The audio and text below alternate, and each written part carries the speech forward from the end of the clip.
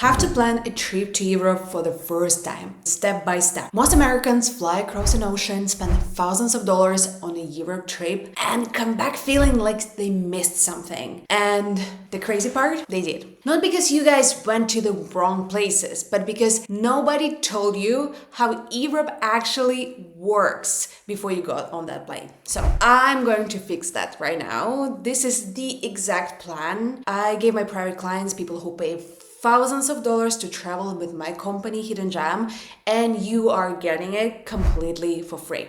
Stay with me because step 5 is where everything changes, and it's the one thing the travel bloggers conveniently leaves out. I'm Chris, a European girl who's traveled to over 80 countries, a licensed boat captain, a pilot, and a professional traveler. I founded Hidden Gem, where we take people on adventures around the world that you simply cannot access on your own. Every shortcut, every scam, every hidden gem, I know them all.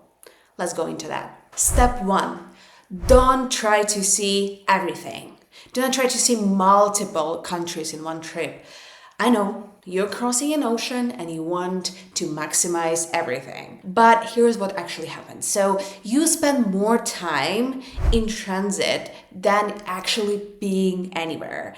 Every city blurs into the next. You come home like exhausted, having technically seen like 6 countries, but generally experience none of them.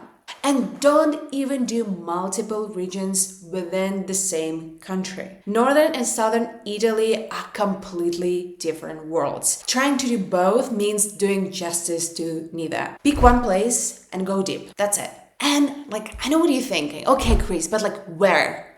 I have my personal top 5 destinations for American first-timers, link in description. But first, timing. Because this is where people quietly waste hundreds of dollars without even realizing it. Step 2, when to go. Please do not go in July and August.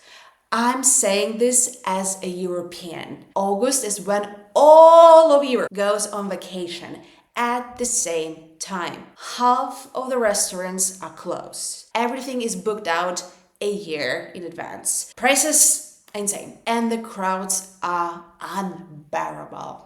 At 95 degrees with almost no air conditioning. So, because Europe never needed it, until now. May, June, September, early October. That's your window. Same beautiful weather, 40% cheaper. And you can actually breathe. September is my personal favorite. Sea still warm, crowds completely gone. It's like Europe finally exhales. And so will you. Step 3, flights. Travel hackers do this every time and save up to 50%. Use Skyscanner's everywhere search and leave the destination blank. And it shows you the cheapest place you can fly right now. Shifts your dates by even 1 day, and that alone sometimes save you up to $200, $300. Inside Europe, try Ryanair and be there for everything. It's cheap, it's convenient, it's terrible, but once again, it's cheap. Step 4. Accommodation doesn't have to be expensive if you know how to book it. So big cities like Paris, spend weekdays there and weekends outside the tourist center. Prices drop by half just by shifting your schedule. And check Chow and Kindred. Most Americans have never heard of them. Think Airbnb 10 years ago, before it got expensive. So real homes, real locals, way cheaper. I will put links in the description.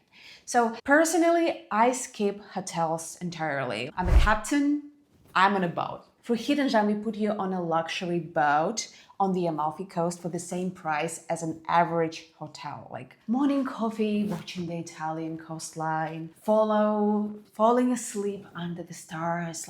I've stayed in hundreds of hotels across 80 countries and nothing comes close. So link in the description. Step 5, packing. The biggest mistake I see Americans make every single time they check a bag. You don't need it.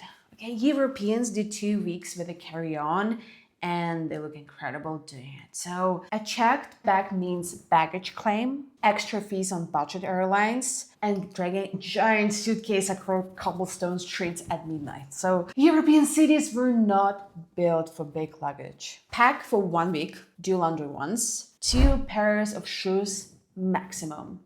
1 walking shoe, 1 for dinners. That's it. And one thing nobody puts on packing list: a small crossbody bag. Pickpocketing is very real in tourist areas. That's very unfortunate, but that's true. So keep your phone and wallet in front of you, always. My personal top 5 destinations for first-timers I linked in the description. Go check them out. And remember, Europe doesn't need to be a checklist. It needs to be an experience. You now have everything you need to make it one. So go book that trip.